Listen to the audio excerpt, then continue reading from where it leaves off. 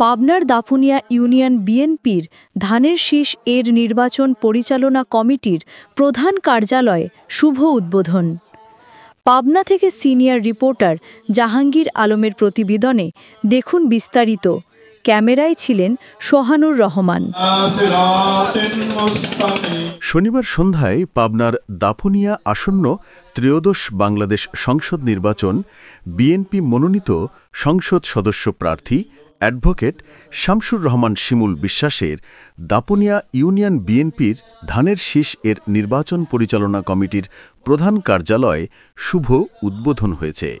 জমশেদ মালিথার সভাপতিত্বে ও নাজমুল হক এর সঞ্চালনায় অনুষ্ঠানে প্রধান অতিথি উপস্থিত ছিলেন AKM মুসা, প্রধান বক্তা রেহানুল ইসলাম বুলাল, বিশেষ অতিথি শহীদুল ইসলাম লালু, অ্যাডভোকেট রাজিউল্লাহ রঞ্জু, মোকাদ্দেস আলী মানু, আলহাজ মতিয়ার রহমান কানু, ওহিদুর রহমান মাস্টার, PM আব্দুর রাজ্জাক, শামসুল আরেফিন রুকু বিশ্বাস, রফিকুল বিশ্বাস, আব্দুল হাকিম, আব্দুস সালাম সহ এ সময় বিএনপি নেতৃবৃন্দ উপস্থিত ছিলেন।